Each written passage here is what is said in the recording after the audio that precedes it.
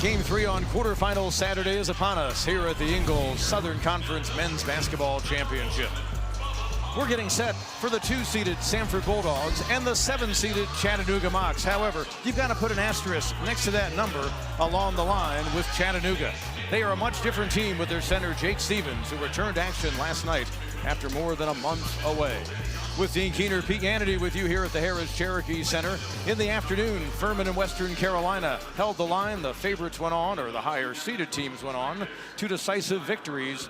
Now the nighttime games. We expect each to have intrigue. For Chattanooga and Samford, the conversation has to begin with the man in the middle, Jake Stevens, for the Mocs. No question. Great setup, partner. Jake Stevens is a difference maker. Quite simply, the Mocs are a different team and a better team with him.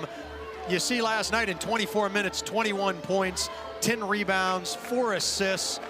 Did a lot of good things in the first time playing in over 6 weeks. But yet for the Samford Bulldogs, Logan Dye, also a big guy. He's made himself into a top-tier Southern Conference player. He was first-team All-Socon this season. He's got good size and strength, but can play all over the court. Shoots 50% from the floor, but makes just enough threes at a 38% clip to keep the defense honest. Stevens, at times it can look awkward for the 7-footer, but eventually it gets really smooth. A lot of contact, play continues.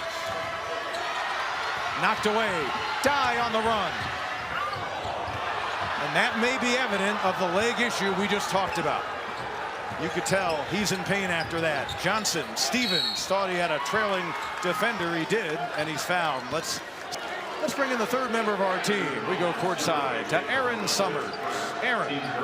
Samford head coach Bucky McMillan is playing a little bit of a mind game with his team. He told them that the Chattanooga Mocs were actually picked ahead of them in the preseason poll by the media. He wants them coming in here without any pressure on them, playing the upset role. He said he wants them to come in here as the underdogs with that type of mentality. But there's just no pressure on them being the higher seed against this Chattanooga team that comes in with some added firepower with Jake Stevens back in the lineup, guys. By the way, you may have seen as the camera panned by, Logan Dye getting ready to check back in, so that's big. Parham, a weapon who's been somewhat silent, but a 38% three-point shooter in his lone season playing for the Bulldogs. Bubba Parham simply knows how to score. He's best off the ball.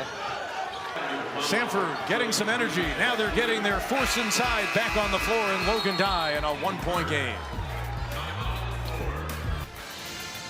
Here in Asheville, North Carolina, the Samford Bulldogs have moved in front of the Chattanooga Mocs in the 2-versus-7 game, but one that we expect to be really competitive on this quarterfinal Saturday. With Dean Keener, Pete Hannity back with you.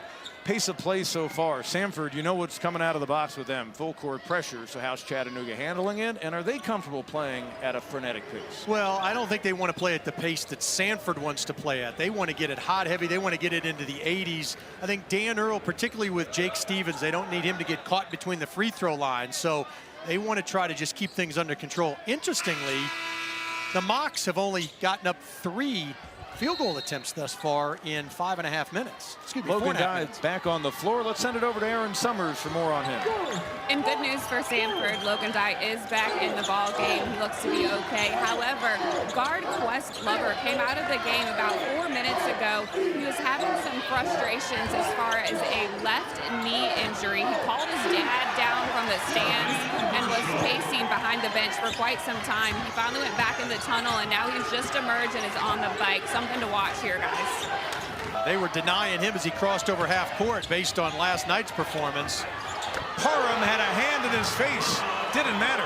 Couple of threes, part of a 10-0 run. I think they thought that, of course, Salt would be that backup point guard to White, and it's turned out to be Robinson. Dye back on the floor, back in stride. Hit that buzzer beater in overtime for a stunning Socon Tourney win. Nola Caldwell, Davis and company. Saw 21 points, a season high last night. That's him with the ball. He'll force it off the glass over Dye. Logan Dye landed awkwardly. We actually think it might have been his left leg, not his injured right leg, that buckled. He has since returned to action, hasn't he? He has worked himself into a really, really good player. Boy, the emotion from the fifth-year senior. Jake Stevens and company trying to get back to the semifinals as the Chattanooga team. And let's give you Dean's do's and don'ts for our ball game tonight. For the Mocs, they've got to make plays when the play breaks down. What does that mean? Do the style of play that Samford employs. Full court pressure, trapping. The Mocs just need to make plays when things get a bit hectic. And for the Samford Bulldogs, they've got to defend the three-point arc at all costs. Now, they've given up 2 thus far. They still lead by 5, but you're playing a team in Chattanooga that 52% of their shots, attempts, are behind the arc. And so this is a team that averages making 11.5 a game. It's got such a high motor. I mean this with all due respect. He's got some Dennis Rodman intangibles.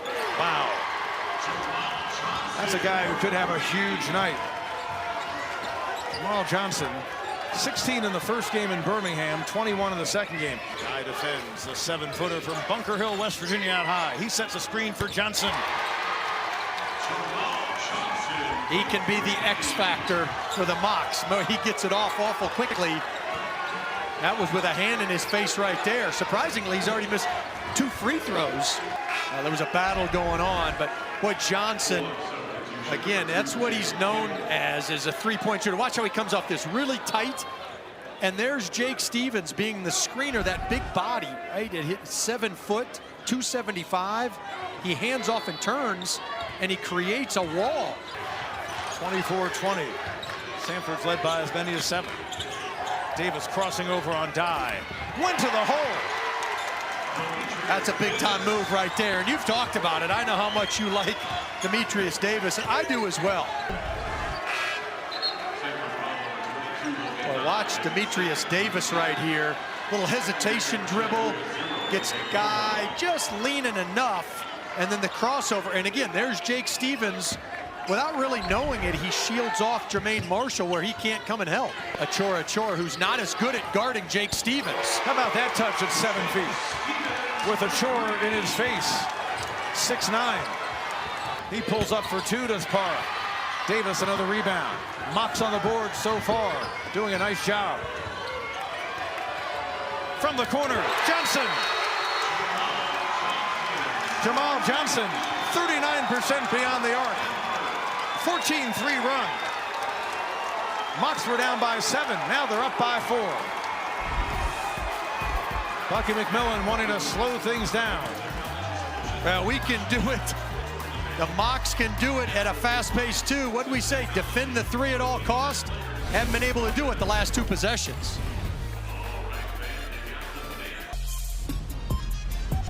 Chattanooga Mocs are on an 8-0 run within the past minute of action. Well, we talk about Samford playing fast. The Mocs have been very comfortable. Davis to the rim, and then back-to-back threes, first by Jake Stevens, and then the nice extra pass by A.J. Caldwell to Jamal Johnson, who's now 3 of 3 behind the arc. He's already in double digits with 10 points. Let's go over to Aaron with more on Jake Stevens. After last night's game, Jake Stevens said it was a lot of fun. Anytime that you're playing basketball, it's something that you can't take for granted, and that's what he learned when he was out the past couple of weeks, and he was so looking forward to getting back on the court. He said it was a lot of fun to be back with his teammates, and he just kind of fed off of them. Didn't try to do too much in last night's game, but it looked like it came pretty easy for him. You know what, though? It's interesting as the shot clock's down here. Under 10, Dalvin White with the mid-range. Biggest lead so far for the Mocs. They trailed by 7, they're up by 5. Well, I was guilty of this as a coach. Boy, you go to zone and somebody makes a couple of threes and you get out of it. But when you're in man-to-man and somebody makes a couple of threes, as a coach, you don't tend to go to get out of man-to-man. So it's really all what your philosophy is. Dean, a player you and I talked about and you pointed out could have a huge night before the game was this guy. Well, Jamal Johnson can make shots from all over the court. He's best behind the arc. He's got a skill set that is really good. And he's got 13 points here on 4 of 7 shooting, 4 of 5 behind the arc. Really, the only issue he's had is just missed a couple of free throws. But yeah, I think I pointed him out because I think he's a guy that can play fast. I think he's a guy that can get his own shot, but he's also a guy that, with Jake Stevens in there, just kind of demanding so much attention, he's better as the second option. Auburn to Memphis, Memphis to UAB, and now Chattanooga. So he's seen a variety of campuses and, of course, many styles of basketball. And the folks who pull for the Mocs, well, they love what they've seen out of him this year. Bucky McMillan showing confidence in Dye. White rattles it in. He was able to get that up and over State McCray. That's a big shot with a minute and a half to go. They got to change things. They struggled for a while. Eventually became a difficult team to play. Now with Stevens back. Dye inside. State McCray with a finish. Great work and a couple of guys who played together with each other for a few years. Yeah, nice cut right there by State McCray. He saw his defender turn his head. 2-point game at the break nearing. Under 5 seconds to go. Stevens! Dye came out to defend. And that's how we arrive at halftime. How about the big fella? Jake Stevens in the opening half, by his standards, not necessarily all that overwhelming on the offensive end.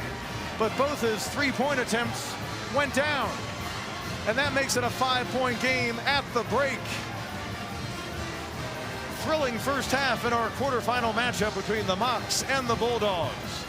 Let's send it over to Aaron Summers with Dan Earl, the Chattanooga head coach. Coach, this has been a tight ball game. It's going to come down to a lot of little things. What are the ones you need to focus on?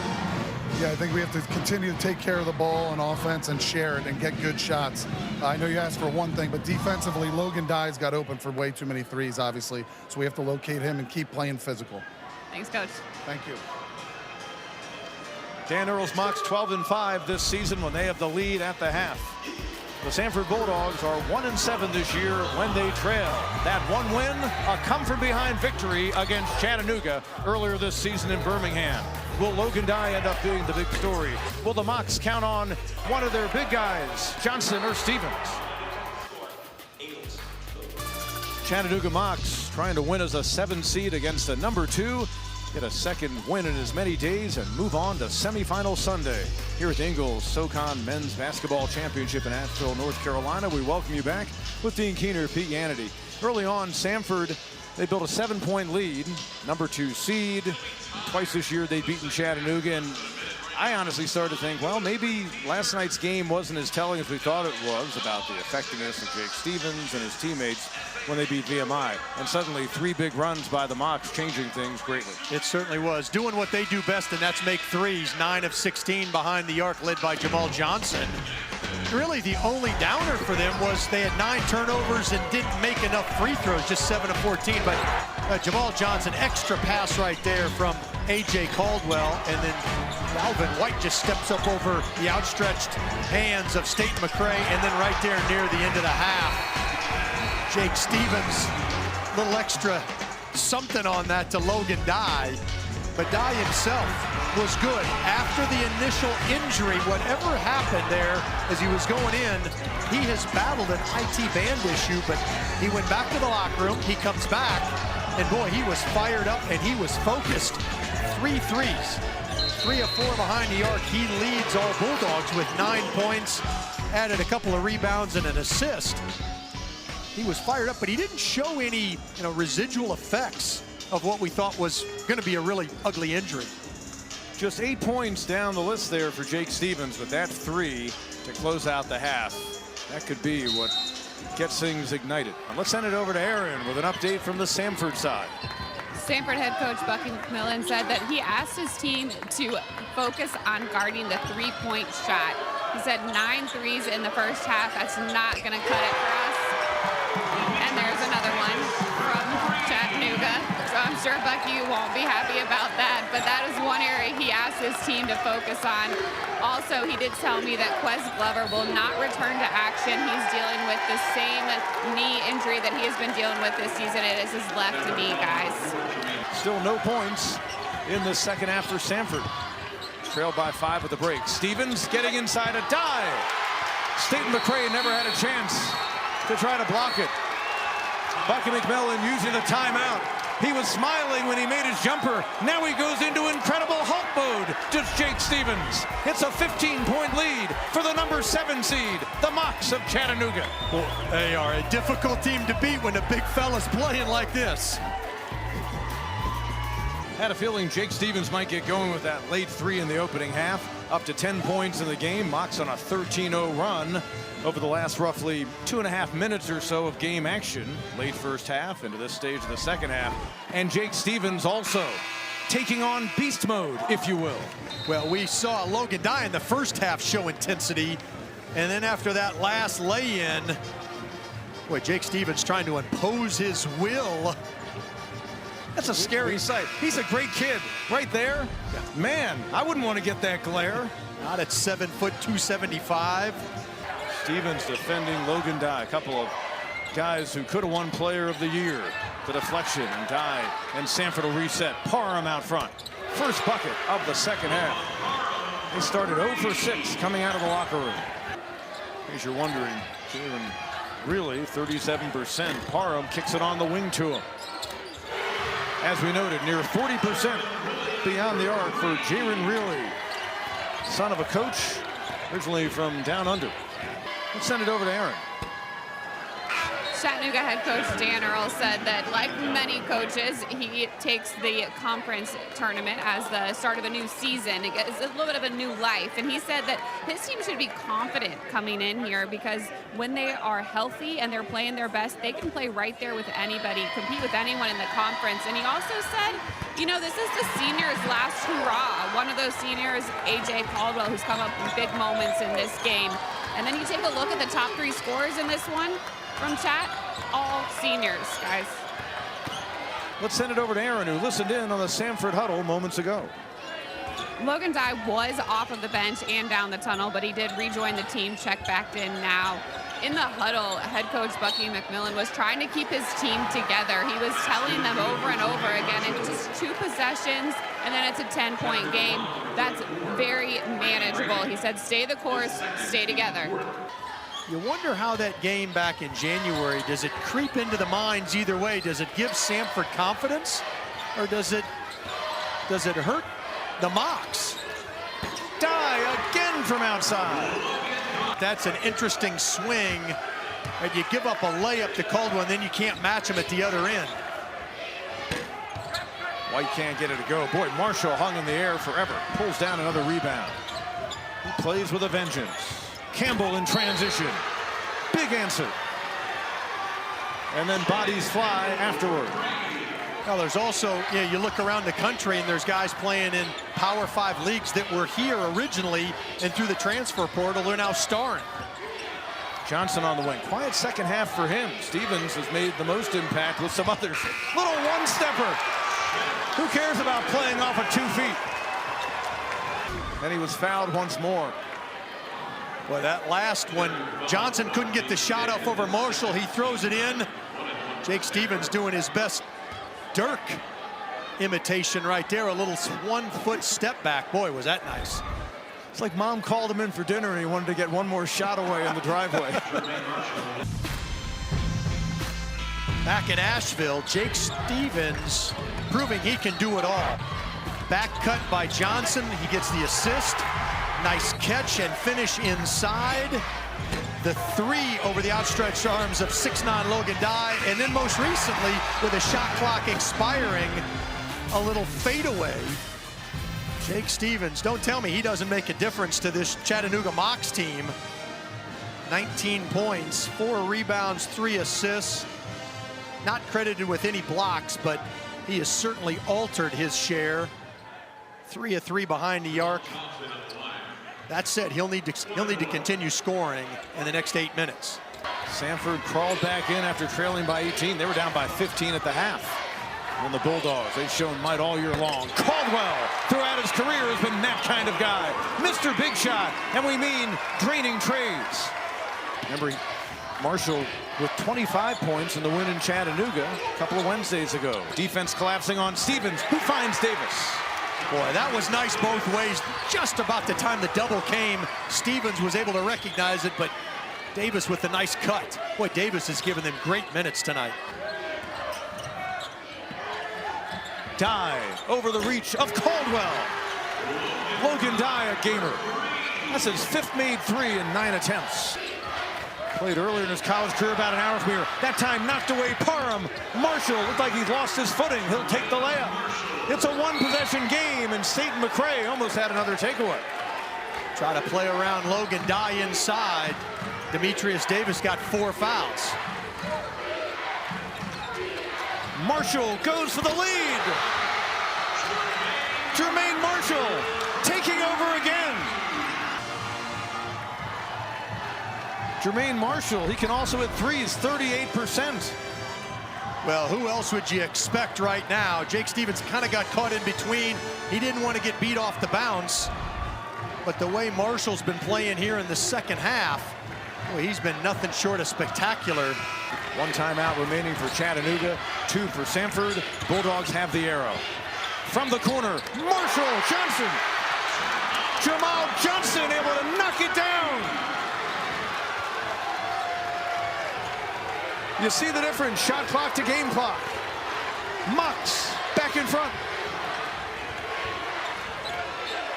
Dye defended by Brady. They're going to play one-on-one basketball.